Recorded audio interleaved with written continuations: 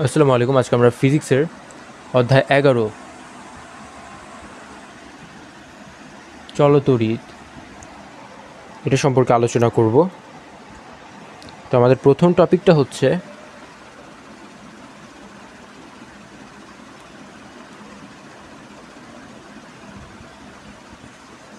তড়িৎ প্রবাহ। তো এই তড়িৎ প্রবাহ জিনিসটা কি? দুইটা ভিন্ন বিভবের বস্তুকে যখন পরিবাহী তার দ্বারা, দেখা গেলো এখানে একটা বস্তু আছে, এখানে আরেকটা বস্তু আছে, এখন দুইটাকে একটা তার দিয়ে সংযুক্ত করে দিছি। এটার বিভব একটা, এটার একটা বিভব VA VB, এর মধ্য দিয়ে নিম্ন বিভবের বস্তু থেকে উচ্চ বিভবের বস্তুতে ইলেকট্রন প্রবাহিত হয়। যেমন এটা যদি নিম্ন হয়, এখান থেকে ইলেকট্রনটা এখানে প্রবাহিত হবে। এই ইলেকট্রন প্রবাহটাকেই বলা হয় তড়িৎ প্রবাহ। দুইটি ভিন্ন বিভবের বস্তুকে যখন পরিবাহী তার দ্বারা যুক্ত করা হয়, তখন নিম্ন বিভবের বস্তু থেকে উচ্চ বিভবের বস্তুতে ইলেকট্রন প্রবাহিত হয়। এটা কতক্ষণ প্রবাহিত হয়? যতক্ষণ পর্যন্ত না বস্তুদ্বয়ের বিভব পার্থক্য শূন্য না হয়। এই দুইটার বিভব পার্থক্য যতক্ষণ পর্যন্ত না শূন্য হবে, ততক্ষণ পর্যন্ত ইলেকট্রন প্রবাহ চলতেই থাকবে। এবার এই তড়িৎ প্রবাহের সংজ্ঞাটা কি?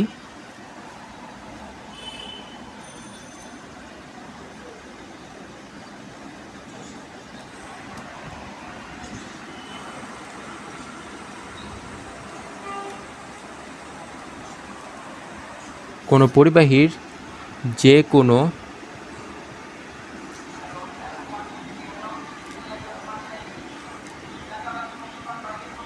প্রস্থচ্ছেদের মধ্য দিয়ে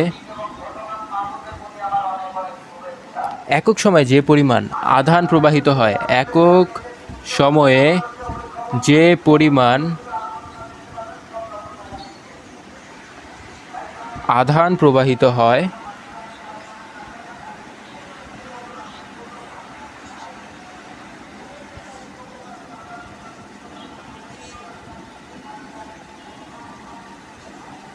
তাকে তড়িৎ প্রবাহ বলে। তাহলে কি, কোনো প্রস্থচ্ছেদের মধ্য দিয়ে একক সময় যে পরিমাণ আধান, এটা যদি একটা প্রস্থচ্ছেদ হয়, প্রস্থচ্ছেদ বা একটা যে ক্ষেত্রফলের মতো, এটার ভিতর দিয়ে নির্দিষ্ট একটা টাইমে যে পরিমাণ আধান এখান থেকে এখানে আসবে, আধান প্রবাহিত হবে, সেটাকে বলা হয় তড়িৎ প্রবাহ। তো তড়িৎ প্রবাহকে কী দ্বারা প্রকাশ করা হয়? তড়িৎ প্রবাহকে I দ্বারা প্রকাশ করা হয়। আর এখান থেকে আমরা একটা সূত্র বের করতে পারি, সেটা কীভাবে? আধানটাকে প্রকাশ করা হয় Q দ্বারা, এবং সময়, নির্দিষ্ট সময় হচ্ছে T। তাহলে আমরা লিখতে পারি একক সময়ে, তাহলে এই যে টিটা নিচে যাবে, কিউটা উপরে, I=Q/T। একক সময়ে বা নির্দিষ্ট সময়ে যে পরিমাণ আধান প্রবাহিত হয় তাকে বলা হয় তড়িৎ প্রবাহ। তাহলে আমরা এখানে একটা সূত্র পেয়ে গেলাম, I=Q/T, এবং এটার একক হচ্ছে, I এর একক হচ্ছে অ্যাম্পিয়ার।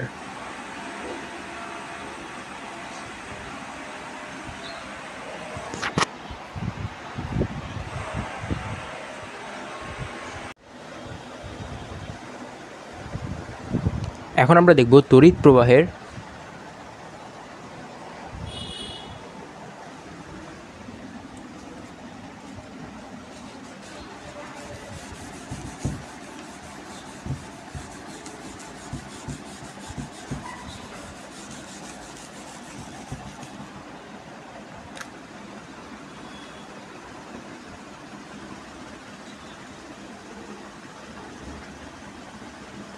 প্রবাহের প্রচলিত দিক ও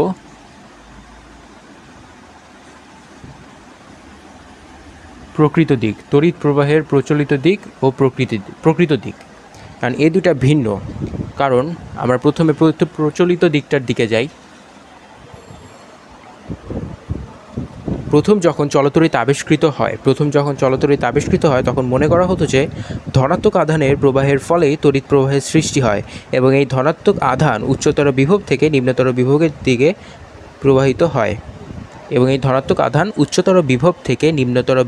দিকে প্রবাহিত হয়, তাই তড়িৎ প্রবাহের প্রচলিত দিক ধরা হয় উচ্চতর বিভব থেকে নিম্নতর বিভব।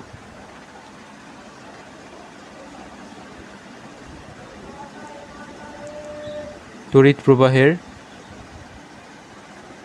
প্রচলিত দিক উচ্চতর বিভব মানে ধনাত্মক অংশ, উচ্চতর বিভব থেকে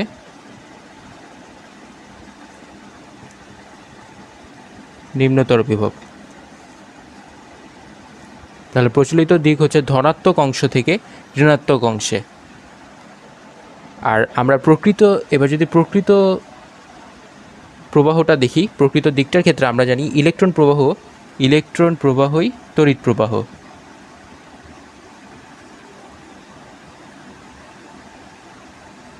আর প্রকৃতপক্ষে আমরা জানি ইলেকট্রনটা কিভাবে প্রবাহিত হয়। ইলেকট্রনটা ঋণাত্মক অংশ থেকে ধনাত্মক দিকে প্রবাহিত হয়।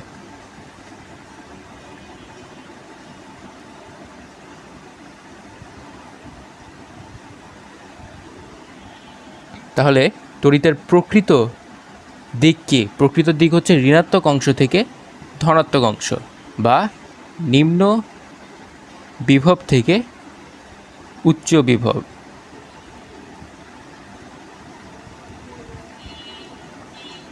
তাহলে আমরা বুঝতে পারলাম যে তড়িৎ প্রবাহের প্রচলিত দিক এবং প্রকৃত দিক দুইটা বিপরীত বা ভিন্ন।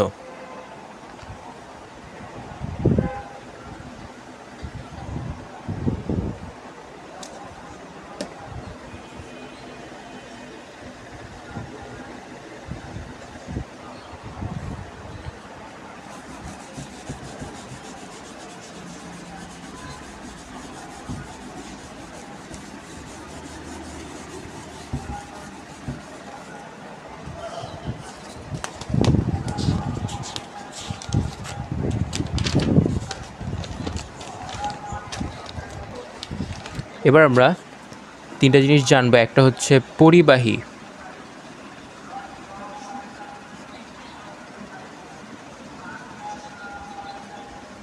অপরিবাহী এবং অর্ধপরিবাহী।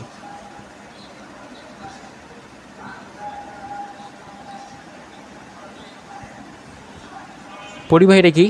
যার মধ্যে দিয়ে বিদ্যুৎ প্রবাহিত হয় বা তড়িৎ প্রবাহিত হয়।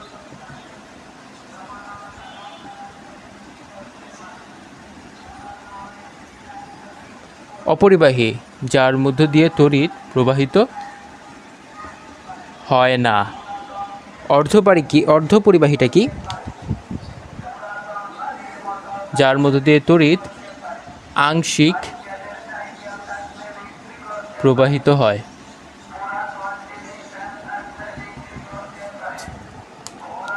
আমাদেরকে উদাহরণগুলো জানতে হবে। যেমন পরিবাহী পদার্থগুলো কি? পরিবাহী পদার্থগুলো হচ্ছে তামা,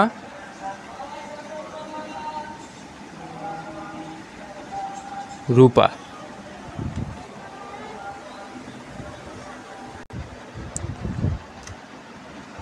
অপরিবাহী পদার্থের মধ্যে আছে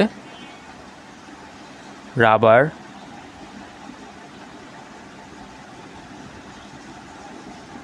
প্লাস্টিক, কাঠ। এগুলোর মধ্যে দিয়ে বিদ্যুৎ প্রবাহিত হয় না। আর অর্ধপরিবাহী পদার্থ, এটা হচ্ছে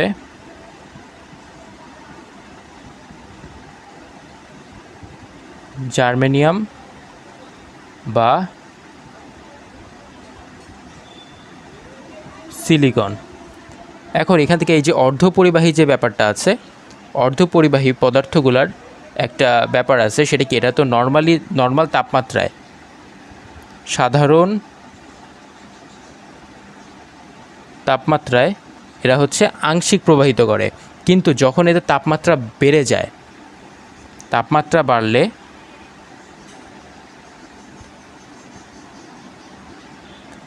বাড়লে এদের পরিবাহী ক্ষমতাটা বেড়ে যায়, মানে এদের ভিতর দিয়ে তখন বেশি পরিবাহিত হয় বা প্রবাহিত হয়। পরিবাহী ক্ষমতা বাড়ে। অর্ধপরিবাহী পদার্থ বা সেমিকন্ডাক্টরের তাপমাত্রা বাড়ানো হলে এদের পরিবাহী ক্ষমতা বৃদ্ধি পায়।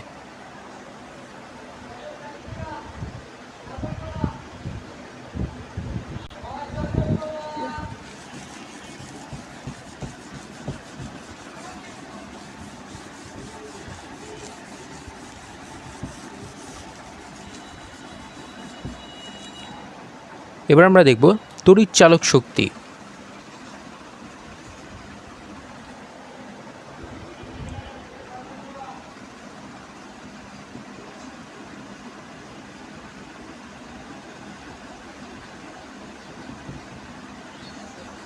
তড়িৎচালক শক্তিটা কি? মনে করি এটা একটা বর্তনী। আচ্ছা, এটা একটা বর্তনী। এখান থেকে কারেন্টটা যাচ্ছে।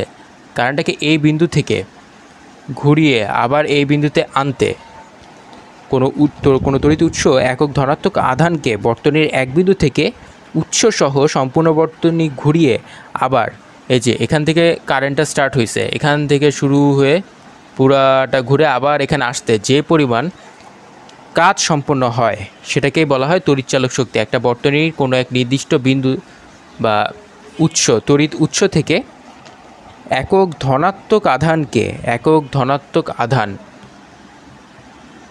ধনাত্মক আধানকে পুরো বর্তনী ঘুরিয়ে আবার এই উৎসে ফিরিয়ে আনতে যে পরিমাণ কাজ সম্পন্ন হয় তাকে তড়িৎচালক শক্তি বলে। সংজ্ঞাটা লিখি।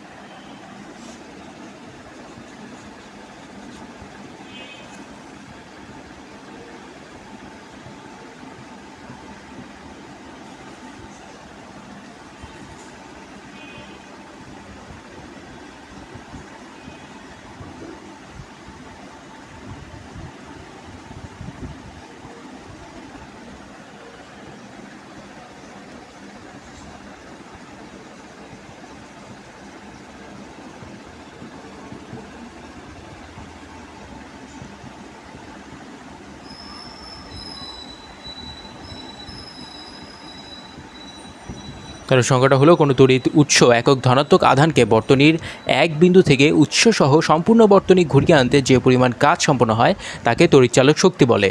এই তড়িৎচালক শক্তিটাকে ই দ্বারা প্রকাশ করা হয়। আবার এখানে আছে কি একক ধনাত্মক আধানটা হচ্ছে কিউ, যে পরিমাণ কাজ সম্পন্ন হয় তাহলে হচ্ছে ডাব্লিউ।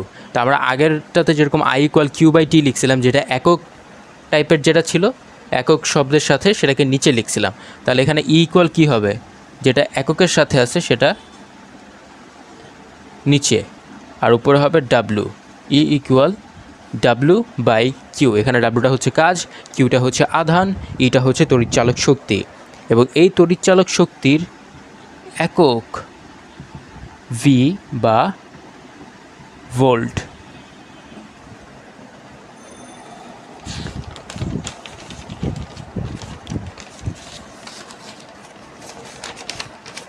এবার আমরা দেখব বিভব পার্থক্য।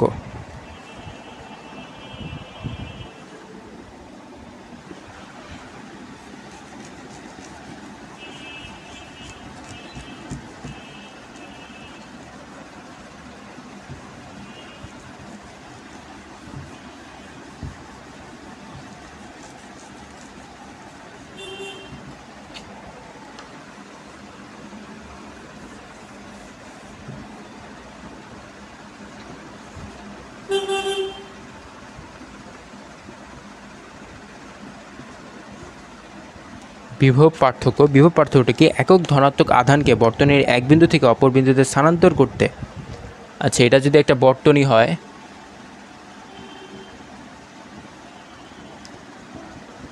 এখন এখানকার একক ধনাত্মক আধানকে, এখানে যে একটা ধনাত্মক আধান আছে, চার্জ আছে, এটাকে এখান থেকে অন্য একটা বিন্দুতে আমি স্থানান্তর করলাম, এখান থেকে এখানে আনলাম। এই বিন্দু থেকে এই বিন্দুতে আনতে যে পরিমাণ কাজ সম্পন্ন হয়েছে সেটাই হচ্ছে বর্তনীর বিভব পার্থক্য।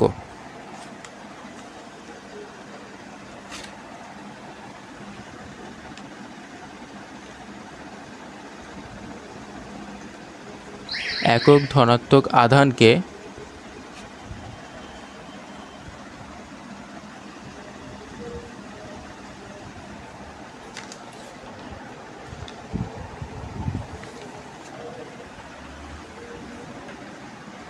বর্তনীর এক বিন্দু থেকে অপর বিন্দুতে স্থানান্তর করতে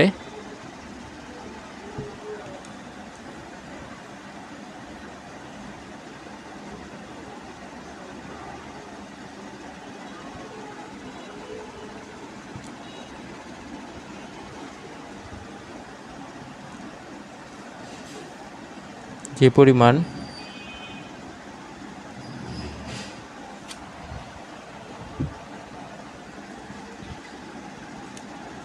কাজ সম্পন্ন হয় তাকে বিভব পার্থক্য বলে, তাকে বিভব বলে।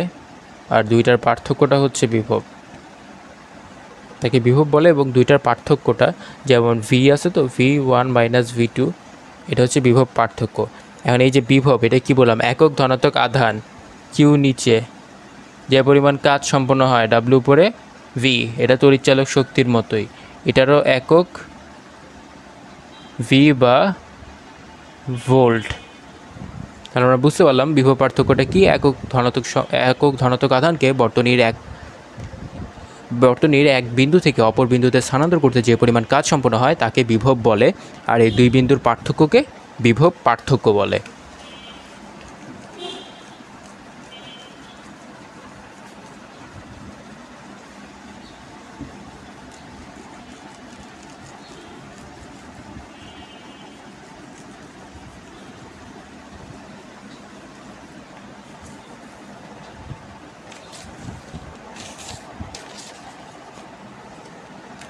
এবার আমরা একটা সূত্র জানব। সূত্রটা কি?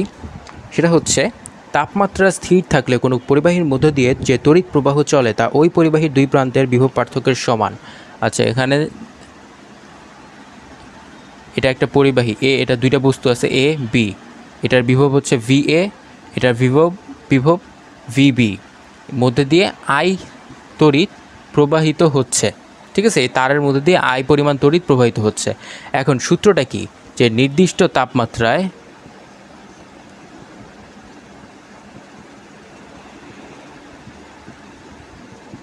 তাপমাত্রায় দুই প্রান্তের বিভব পার্থক্য কি? ভি এ মাইনাস ভিবি, দুই প্রান্তের বিভব পার্থক্য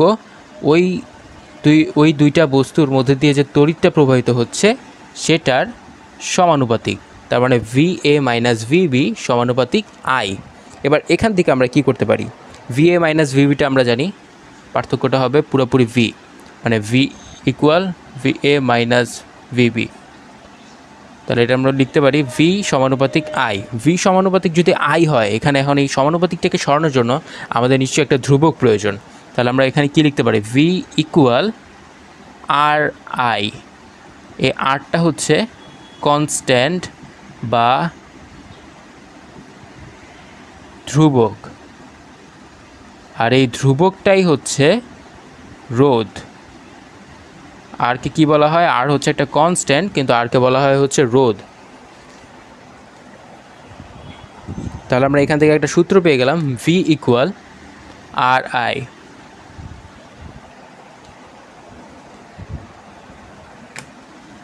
এটা ছিল ওহমের সূত্র, মানে ওহমের বিবৃতি আর কি। এখান থেকে আমরা আর এর মানটা বের করতে পারবো, রোধ ইকুয়াল ভি বাই আই। এবার এখানে আমরা ভি এর একক জানি ভোল্ট, আই এর একক জানি অ্যাম্পিয়ার। আর এর একক কি? আর হচ্ছে একটি রোধ বা রেজিস্ট্যান্স, এটার একক হচ্ছে ওহম। ওহমের চিহ্নটা হচ্ছে এই যে এরকম। বা এরকম OHM, ওহম, আর চিহ্নটা হবে এরকম। আশা করি এটা সবাই বুঝতে পেরেছ। এবার আমরা পরের টপিকটাতে চলে যাই।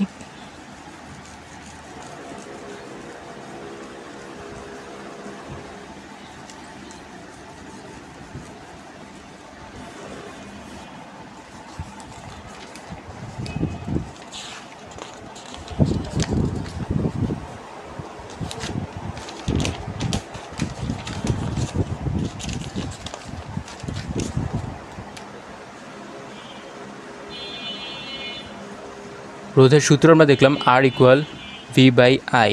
তাহলে এখান থেকে আমরা সংজ্ঞাটা লিখতে পারি। সেটা কিভাবে? পরিবাহীর যে ধর্মের জন্য এর মধ্যে দিয়ে ইলেকট্রন প্রবাহ, রোধের সংজ্ঞাটা কি?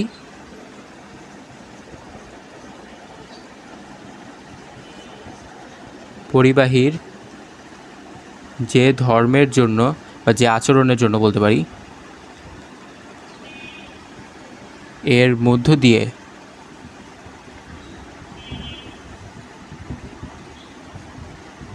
তড়িৎ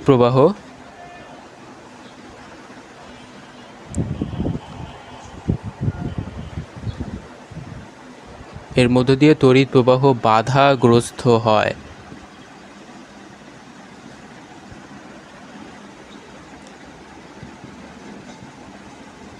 তাকে রোধ বলে। তার মানে একটা পরিবাহীর মধ্যে কিছু একটা এমন বস্তু থাকে যার কারণে তড়িৎ প্রবাহটা সুন্দর মতো প্রবাহটা যেতে থাকে, মাঝখান দিয়ে একটা বাড়ি বুড়ি খায়, যে একটুখানি চেঞ্জ হয় বা অনেক সময় থেমে যায়, সেটাকে বলা হয় রোধ। Kind of speed breaker. রাস্তার মধ্যে যে আমরা স্পিড ব্রেকার দেখি সেরকম। তাহলে আমরা রোধ সম্পর্কে জানলাম।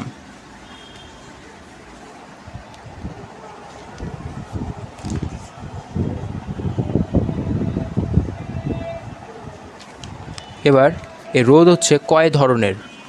রোধ দুই ধরনের। সেটা কি কি?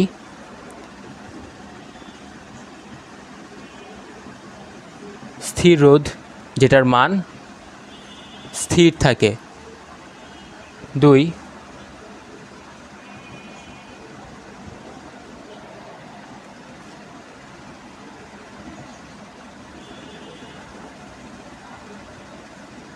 পরিবর্তী রোধ। এটা কি করে? প্রয়োজন অনুসারে মান পরিবর্তন হয়। প্রয়োজন অনুসারে মান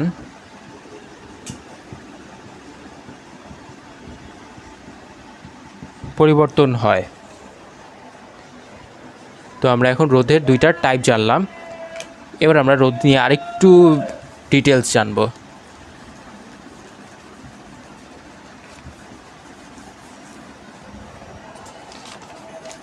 তো সেটা কি? রোধ এলটা কি? এলটা হচ্ছে দৈর্ঘ্য, আর আর তো রোধ। রোধ এল এর সমানুপাতিক বা দৈর্ঘ্যের সমানুপাতিক। তো সমানুপাতিক বলতে কি বোঝায়? ওরা একই টাইপের। যদি দৈর্ঘ্যটা বৃদ্ধি পায়, দৈর্ঘ্য বৃদ্ধি পেলে রোধও বৃদ্ধি পাবে, এবং দৈর্ঘ্য যদি কমে যায় সেক্ষেত্রে রোধের মানটাও কমে যাবে। তো এটা একটা আমরা সম্পর্ক পেলাম। আপনারা বই যদি পড়েন, বইয়ের মধ্যে ডিটেলস লেখা পাবেন। আমি জাস্ট আপনাদেরকে শর্টকাটে একটা ফার্স্ট রিভিউ করে দিচ্ছি। আবার রোধ ব্যস্তানুপাতিক কি? প্রস্থচ্ছেদের ক্ষেত্রফল। এটা কি? প্রস্থচ্ছেদের ক্ষেত্রফল। তো রোধটা হচ্ছে প্রস্থচ্ছেদের ক্ষেত্রফলের ব্যস্তানুপাতিক। এর মানে কি? কোনো পরিবাহীর যদি ক্ষেত্রফলটা বেড়ে যায়, ক্ষেত্রফল বেড়ে গেলে রোধ কমে যাবে, ক্ষেত্রফল কমে গেলে রোধ বেড়ে যাবে। তাহলে এই দুইটা সম্পর্ককে যদি আমরা একসাথে লিখি তাহলে আমরা কি লিখতে পারি? আর সমানুপাতিক L/A, এটা লিখতে পারি। এখন এই সমানুপাতিক চিহ্নটাকে তো সরাইতে হবে। এটাকে সরাইতে গেলে আমরা একটা কনস্ট্যান্ট বা ধ্রুবক পাবো। তাহলে এটাকে আমরা কীভাবে সরাবো? R = ρL/A, একটা সূত্র বা একটা সমীকরণ পেলাম বা একটা সম্পর্ক পেলাম। প্রস্থচ্ছেদের ক্ষেত্রফল আছে, দৈর্ঘ্য আছে, রোধ আছে। এই জিনিসটা কি? এই পেঁচানো পিয়ের মতো, এটাকে বলা হয়, এটার নাম হচ্ছে রো। এটার নাম রো। এটাকে বলা হয় আপেক্ষিক রোধ। রোটা কি? রোটা হচ্ছে আপেক্ষিক রোধ। তা আপাতত আমরা এই সূত্রটুকু জানি, পরবর্তীতে আমরা এই আপেক্ষিক রোধের ডিটেলসে যাব। তো আশা করি এই জিনিসটা আমাদের ক্লিয়ার, আমরা বুঝতে পারছি রোধ হচ্ছে দৈর্ঘ্যের সমানুপাতিক, প্রস্থচ্ছেদের দৈর্ঘ্যের সমানুপাতিক, এবং রোধ প্রস্থচ্ছেদের ক্ষেত্রফলের ব্যস্তানুপাতিক, দুইটাকে একসাথে করে আর সমানুপাতিক L/A আমরা লিখছি। এবার এখান থেকে এই সমানুপাতিক চিহ্নটাকে সরায় রো বসে গেছে। রো হচ্ছে একটা ধ্রুবক, যেটার নাম হচ্ছে আপেক্ষিক রোধ। তাহলে R = রো L/A, এই একটা সূত্র বা সমীকরণ আমরা পেয়ে গেলাম।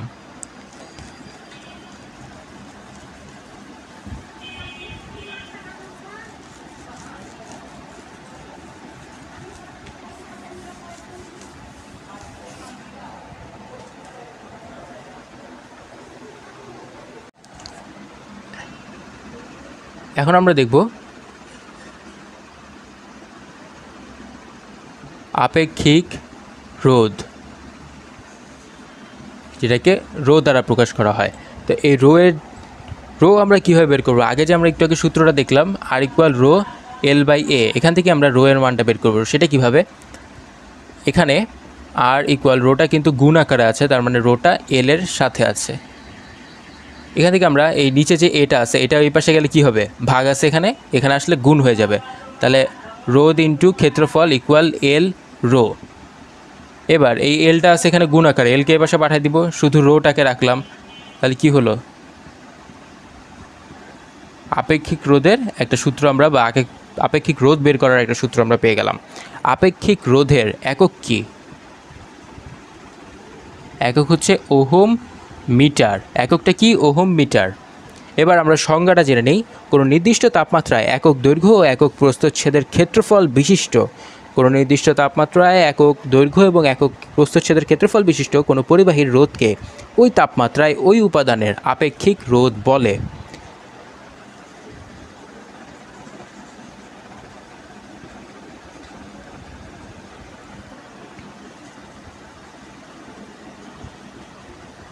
কোনো নির্দিষ্ট তাপমাত্রায় একক দৈর্ঘ্য ও একক প্রস্থচ্ছেদের ক্ষেত্রফল বিশিষ্ট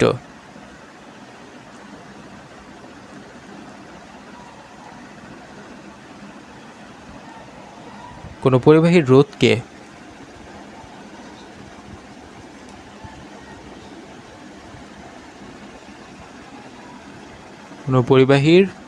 রোধকে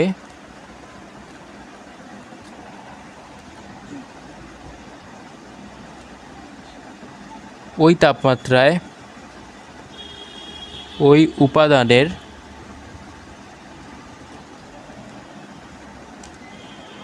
আপেক্ষিক রোধ বলে।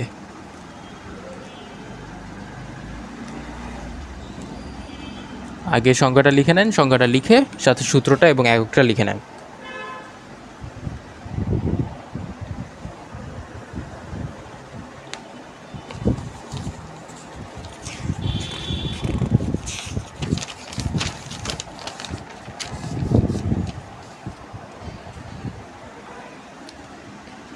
এবার আমরা আরেকটা টার্ম জানব, সেটা হচ্ছে পরিবাহকত্ব।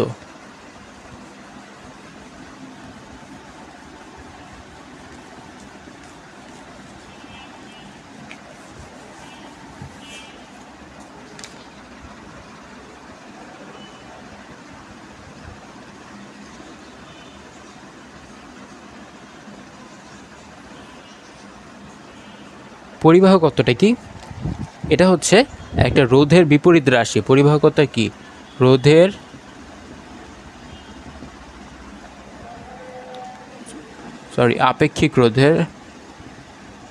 আপেক্ষিক রোধের বিপরীত রাশি। এটা জাস্ট সূত্রটা আমাদের জেনে রাখলেই হবে। এটাকে কি দ্বারা প্রকাশ করা হয়? সিগমা, উল্টা একটা 6, সিগমা = 1/ρ। তাহলে 1/ρ যেহেতু, তাহলে এটার একক কী হবে? Ohm per metre. এই জিনিসটা জাস্ট খাতায় একটু তুলে রাখেন।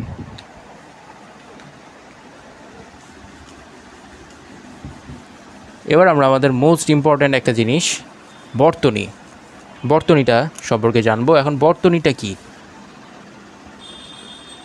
বর্তনী হচ্ছে একটা সিস্টেম যেটার মধ্যে দিয়ে বিদ্যুৎ প্রবাহিত হয়, কারেন্ট প্রবাহিত হয়। এই বর্তনী কয় ধরনের? বর্তনী হচ্ছে 2 টাইপের, শ্রেণী বর্তনী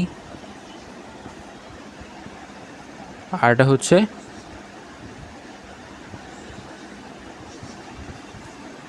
সমান্তরাল বর্তনী। এই 2 টাইপের বর্তনী আছে। তো শ্রেণী বর্তনীটা কি? শ্রেণী বর্তনীতে পরপর সাজানো থাকে, সম্ভবত মনে করেন যে আপনাদের লাইট, ফ্যান সবগুলা একই সাথে কানেক্টেড।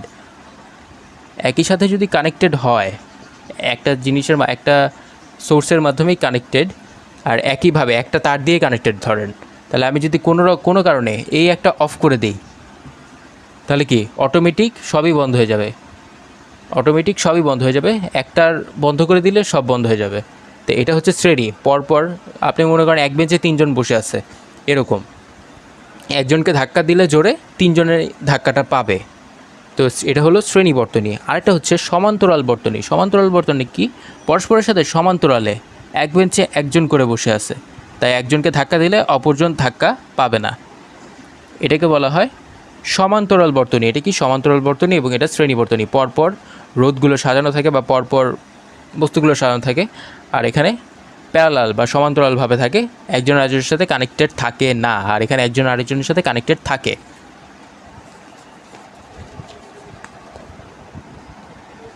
আরেকটা জিনিস এখানে জানিয়ে রাখি, এই ক্ষেত্রে সমান্তরালের ক্ষেত্রে রোধ RS, সম্পূর্ণ রোধটা, প্রত্যেকটা রোধ হবে R1 plus R2 plus R3 ... মানে কি, যতগুলো রোধ আছে সেগুলো সমান, যদি শ্রেণীতে সংযুক্ত থাকে রোধগুলা, তাহলে সবগুলা যোগ হবে। আর যদি রোধগুলা প্যারালালে থাকে, RP, প্যারালাল মানে সমান্তরাল, রোধগুলা যদি প্যারালাল থাকে সেক্ষেত্রে আমরা কি করব? তখন হবে 1/R1 যোগ 1/R2 যোগ 1/R3, এরকম যতগুলো আর থাকবে সবগুলা 1/1 হয়ে যোগ হবে। তো এটাও একটা সূত্রের মতো, এটাকেই মুখস্থ করে রাখেন বা মাথার মধ্যে গেঁথে রাখেন। সমান্তরাল হলে 1/, আর সমান্তরাল আর শ্রেণী হলে সোজা যোগ। পরবর্তীতে যখন আমরা ম্যাথগুলো করব তখন আমরা আরও ডিটেলস বুঝতে পারবো।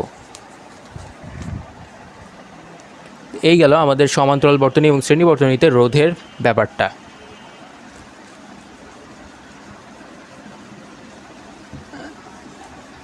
এবার আমরা আরেকটা জিনিস জানবো, সেটা হচ্ছে বর্তনীর তড়িৎ প্রবাহ। আমরা তো এমনি তড়িৎ প্রবাহ দেখছি। তড়িৎ প্রবাহটা কি? তড়িৎ প্রবাহ হচ্ছে I ইকুয়াল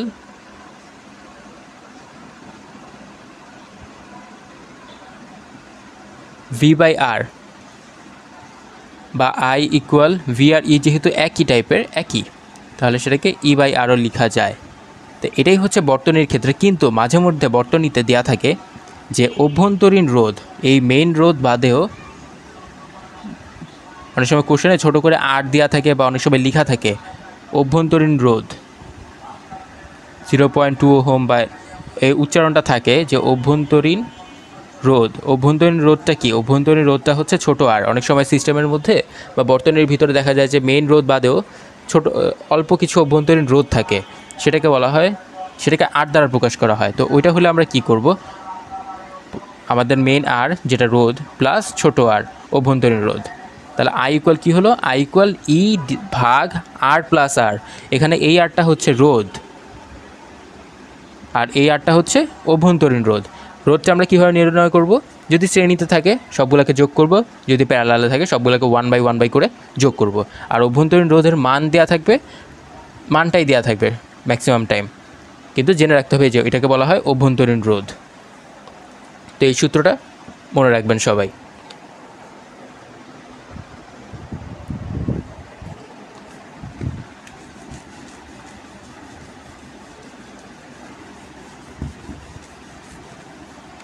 এবার চলে যাচ্ছি ক্ষমতা, তড়িৎ ক্ষমতা।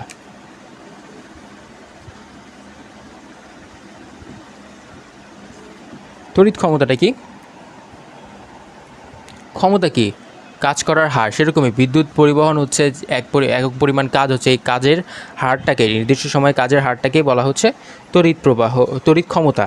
তো তড়িৎ ক্ষমতাকে আমরা কিভাবে প্রকাশ করতে পারি? তড়িৎ ক্ষমতাকে প্রকাশ করা হয় পি দ্বারা, যেহেতু ক্ষমতাকে প্রকাশ করা হয় পি দ্বারা। তো পি ইকুয়াল কী হবে? নির্দিষ্ট সময়ে যে পরিমাণ কাজ বা শক্তি, তাহলে পি ইকুয়াল ডাব্লিউ বাই টি। এবার এখান থেকে আমরা কি করতে পারি? আমরা জানি কি ডাব্লিউ ইকুয়াল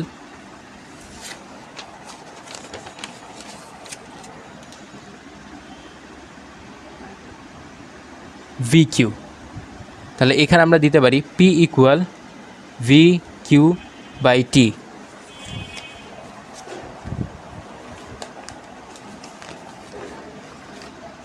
আবার আমরা জানি ডাব্লিউ ইকুয়াল আইটি,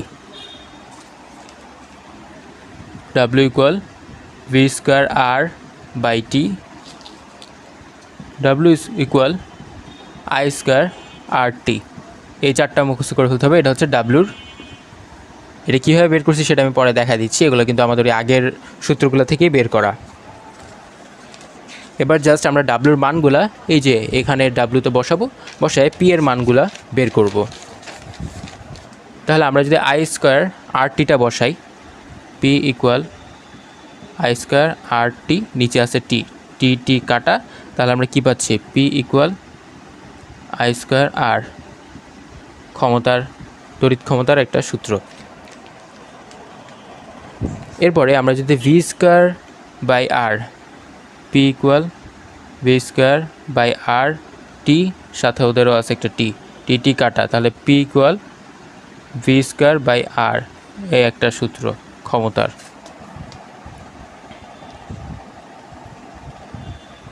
তারপর এটা দেখি আমরা, এখানে আছে Q by T, V equal Q by টিটাই আমরা কি জানি? কিউ বাই টিটা হচ্ছে আই, তড়িৎ প্রবাহ। তাহলে আমরা লিখতে পারি পি ইকুয়াল ভি আই। তাহলে আমরা তড়িতের মোট এই চারটা সূত্র পেলাম। P equal W by T, P equal V I, P equal I square R, P equal V square by R. এবার এই যে তড়িৎ যে ক্ষমতাটা, এই ক্ষমতার একক কি? একক হচ্ছে ওয়াট, যেটাকে ডাব্লিউ দ্বারা প্রকাশ করা হয়। আর অনেক সময় কিলো ওয়াট দেওয়া থাকে। কিলো মানে কি? কিলো মানে তো হাজার, 1000 ওয়াট, সেটাই হচ্ছে কিলো ওয়াট।